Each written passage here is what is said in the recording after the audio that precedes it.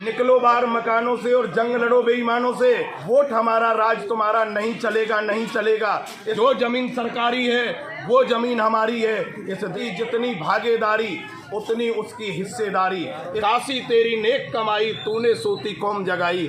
मनु संविधान के अनुसार हम लोगों को जब बांटा गया तो 4 वर्गों में हम लोगों को बांटा गया। प्रथम दृष्टि ब्राह्मण, वैश्य, क्षत्रिय, शूद्र। यदि ब्राह्मण जाति में एक जाति के लोग आते हैं, यदि वैश्य जाति में एक जाति के लोग आते हैं, यदि क्षत्रिय जाति में एक जाति के लोग आते हैं, तो बाकी जातियों के लोग शूद्र वर्ण के अंदर ही आते हैं।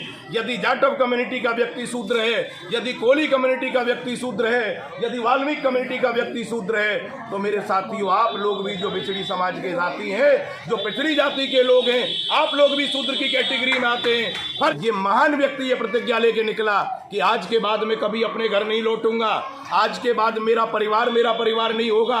इस देश के दबे कुचले लोग मेरा परिवार होंगे। इस देश की दलित पिछड़ी जाति की हर बेटी माँ बहन मेरी बेटी माँ बहन होगी। या वो लोग भी बैठे हुए हैं जो चाहे तो भटके हुए भाई को रास्ते पे ला सकते हैं।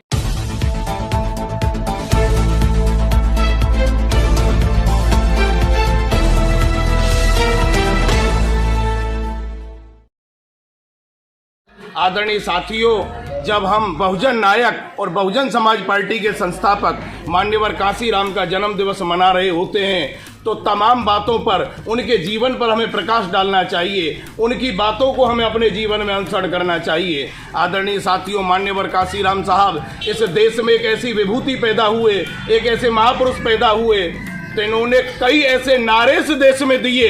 यदि सिर्फ उनके नारों का अनुसरण हम कर लें, उन्होंने जो नारे हमारे समाज को दिए, अगर सिर्फ उनका ही हम अनुसरण कर लें, तो निश्चित रूप से हम मान्यवर कांसीराम साहब का सच्चा जन्मदिवस मना रहे होंगे। मान्यवर कांसीराम साहब जिस समय अपनी अंतिम सांस ली, तमाम लोग इस देश के दिल्ली में इकट्ठे हुए थे। तो आप लोगों में से बहुत वो साथी होंगे जो उनके अंतिम संस्कार के टाइम, जब उनकी शोभा यात्रा वहां से निकल रही थी, देश के लोगों की आंखें नम थी। इस देश के लोग वहां रो रहे थे जो मौकों पे मौजूद थे। आज आप में से भी कुछ जिम्मेदार साथी यहाँ बैठे होंगे जो वहां मौजूद होंगे। मैं वहां मौजूद नहीं था, लेकिन मथुरा के तमाम लोग दिल्ली में उस समय वहां मौजूद थे।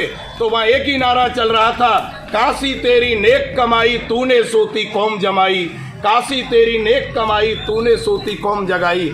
आदरणीय साथियों, इस देश में एक ही व्यक्ति ऐसा पैदा हुआ, एक ही महापुरुष ऐसा पैदा हुआ, कांसीराम साहब, जिसने बहुजन समाज को एकत्रित करने का काम किया था। हमारा बहुजन समाज तमाम जातियों में बटा हुआ था।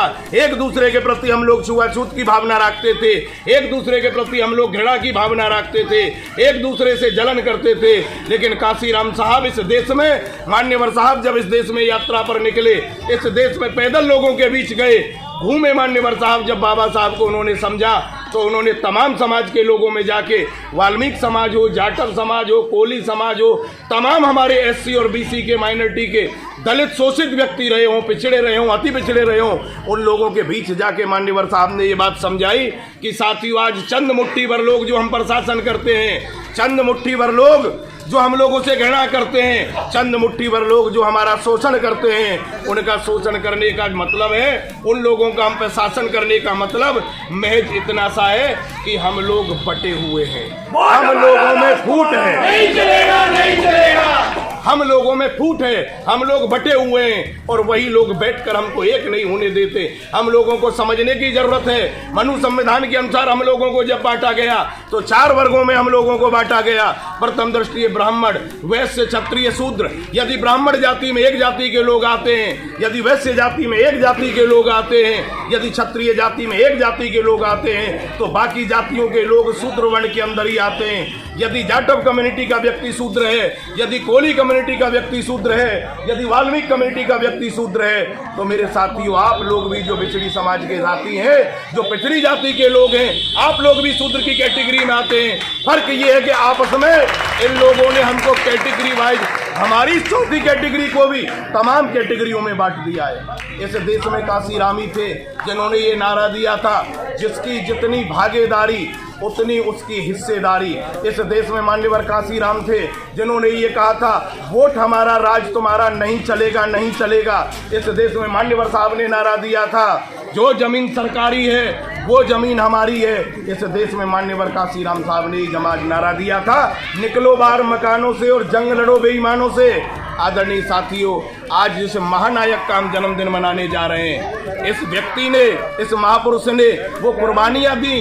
जिस दिन बाबा साहब को पढ़ा, जिस दिन बाबा साहब को समझा, ये व्यक्ति अपने घर से ये प्रतिज्ञा लेके निकला, ये महान व्यक्ति ये प्रतिज्ञा लेके निकला कि आज के बाद मैं कभी अपने घर नहीं लौटूंगा, आज के बाद मेरा परिवार नहीं होगा, इस देश के दबे कुचले लोग मेरा परिवार होंगे, इस देश की दलित पिछड़ी जाति की हर बेटी माँ बहन मेरी बेटी माँ बहन होगी। और साथ ही इस व्यक्ति ने एक प्रतिज्ञा ली थी, इस महान विभूति ने एक प्रतिज्ञा भी ली थी कि जब तक जिंदा हूं न मेरा अपना बैंक अकाउंट होगा, न मेरा अपना निजी घर होगा।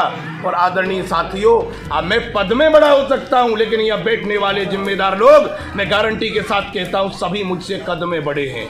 आप कद में सब मुझसे बड़े हैं, मुझसे ज़्यादा ये बात जानते होंगे कि मान्यवर काशीराम साहब ने जो प्रतिज्ञाएं ली, उन प्रतिज्ञाओं पर अटल रहे, उनको पूर्ण किया।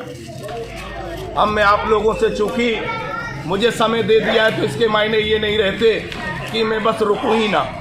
मेरा आप लोगों से अंत में एक अपील और अनुरोध भी है, या बहुजन समाज के सभी लोग बैठे हुए हैं, या जिम्मेदार लोग बैठे हुए हैं, या समाज के वो नुमाइंदे बैठे हुए हैं जो समाज की दशा और दिशा तय करते हैं, या वो लोग भी बैठे हुए हैं जो चाहे तो भटके हुए भाई को रास्ते पे ला सकते हैं। एक अनुरोध और विनती करता हूँ, जब संगठन की बारी आती है, इस देश में बहुजन समाज के तमाम संगठन काम कर रहे होते हैं। संगठन होने चाहिए, समाज के लिए काम करना चाहिए, राजनीतिक पार्टियां भी होती हैं, लेकिन मेरी विनती एक है, मेरा अनुरोध एक है, जब मान्यवर साहब की हम जयंती मना रहे होते हैं, तो मान्यवर साहब ये कह के गए थे, नौजवान साथियों, मेरे पूज्य बुजुर्गों, मान्यवर साहब ने खुल के कहा था, आदरणीय बहन जी मेरे बाद आपकी नेता होंगी।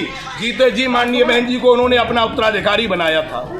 माननीय बहन जी मान्यवर साहब के रास्ते पे चलती हैं, माननीय बहन जी उनके हर आदेश को मानती हैं, उनकी बतलाई हुई बातों का अनुसरण करती हैं। लेकिन नौजवान साथियों, कहीं मेरा जैसा कोई एकाध कार्यकर्ता, बहुजन समाज पार्टी का कोई जिम्मेदार पद पे होने वाला व्यक्ति कोई गलती कर देता है, वो कहीं समाज के प्रति उसकी भावना गलत हो जाती है, तो हम लोगों को उसके मायने ये नहीं निकालने चाहिए कि आदरणीय बहन जी गलत कर रही हैं।